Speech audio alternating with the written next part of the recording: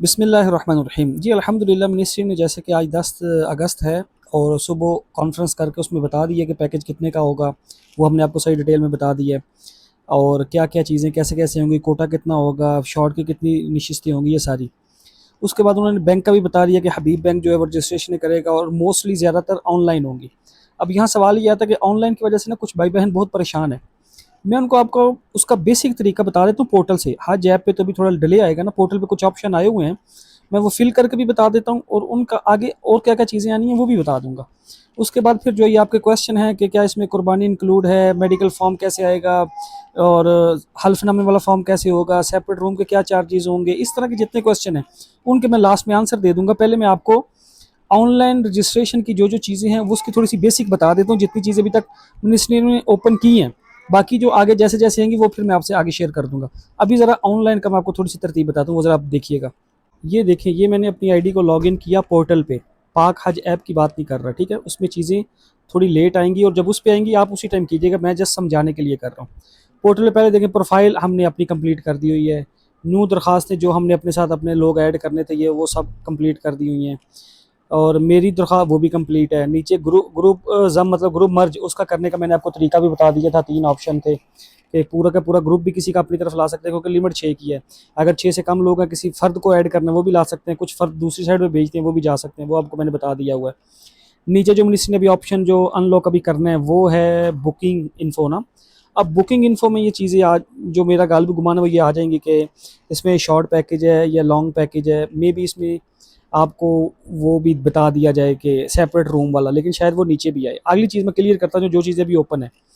Bank account मैंने अभी bank account अपना डाल दिया हुआ है, वो मैं आपको आगे तरतीब भी उसकी बता देता हूँ, ठीक है? बैंक अकाउंट आप अपना कैसे डालेंगे, क्या-क्या चीज़ डलती है और आपका बैंक अकाउंट किसी दूसरे बैंक का भी हो, जैसे मेरा मीज़ान का है, मैंने मीज़ान का डाला है, तो आप कोई भी डाल सकते हैं, उसमें तो कोई मसला नहीं है, ठीक है?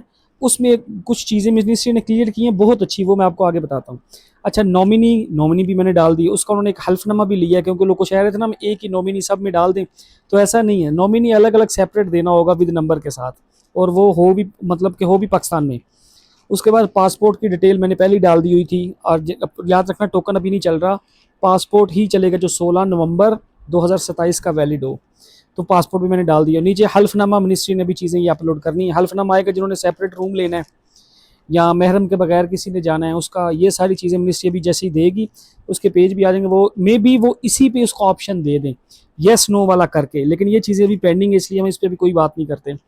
इसके अलावा पेमेंट की अदायगी, वो जब ये उसको ओपन करेंगे तो मैं आपको पेमेंट भेज के भी बता दूंगा कि कैसे पेमेंट अपनी डायरेक्ट ऑनलाइन ऐप से ही जा सकेगी बड़ी इजीली घर बैठे।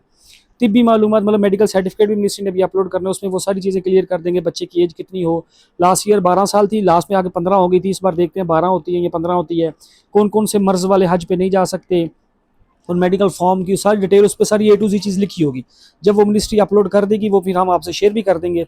और मे भी बीमारियों का उन्होंने यहीं इसी पे येस नो हल्फनामे के साथ करवाया हो, लेकिन ये जब क्योंकि इस बार ना बहुत जिद्दत की चीज़ें आ रही हैं ना, 90% तो सारे मसले इन्हीं चीज़ों से हल हो रहे हैं, आपको कहीं जाना ही नहीं पड़ रहा।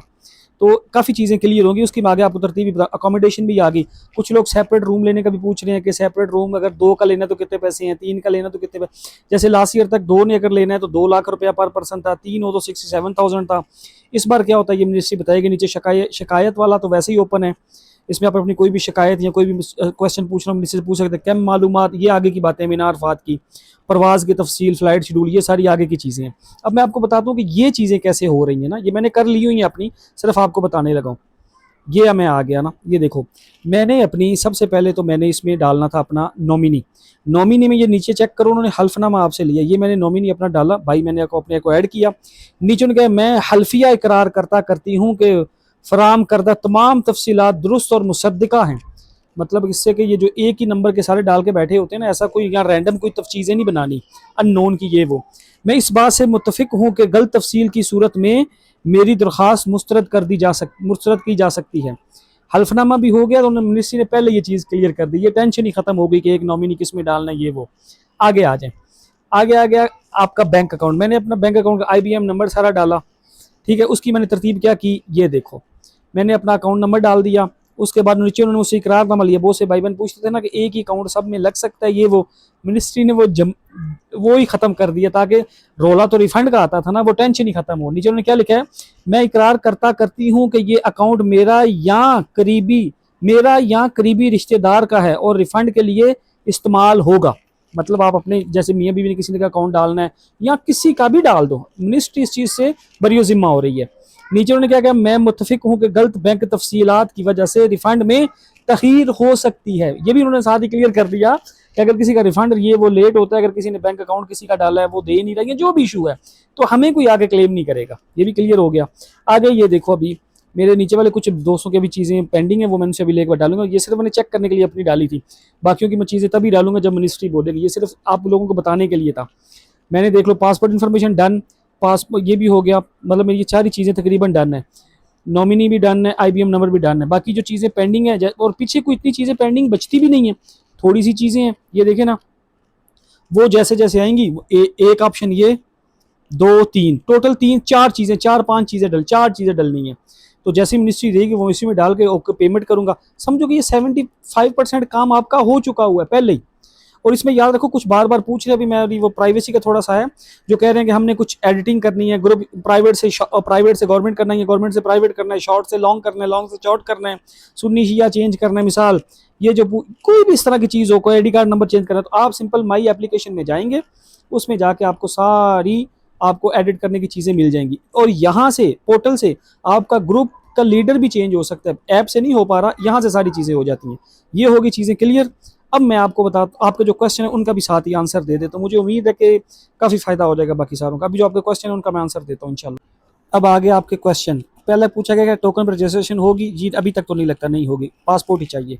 हमें कैसे मालूम होगा कि हम हज के लिए सिलेक्ट हो गए? जिस 1,07,556 ने पहले पैसे जमा करवा दिए, ऑटो सेलेक्ट। 30,000 शॉर्ट से पहले करवा दिए, वो शॉर्ट ऑटो सेलेक्ट।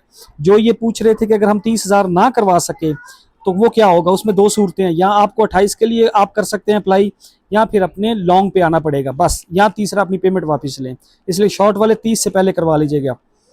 पैकेज में कुर्बानी शामिल है? जी पैकेज में कुर्बानी शामिल है। और ओवरसीज पाकिस्तानी हज के लिए अपनी मुकम्मल रजिस्ट्रेशन और पेमेंट का अमल कैसे, मैंने आपको तरीका बता दिया ना, ऑनलाइन सब करेंगे। और शॉर्ट वालों का भी बता दिया।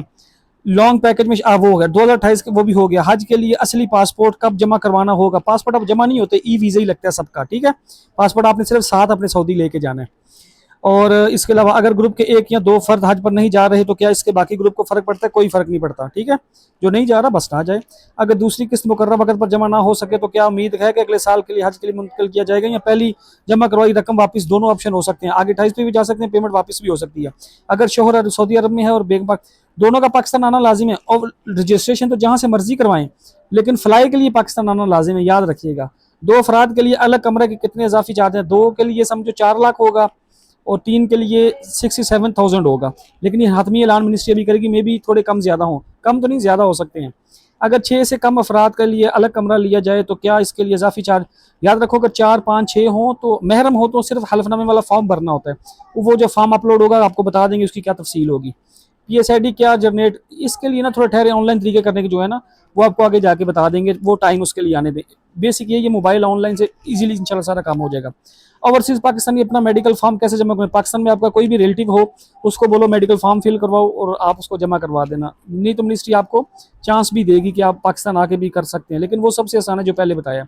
अगर किसी शख्स का HBL में अकाउंट, वो मैंने बता दिया ना भी हो तो कोई मसला नहीं।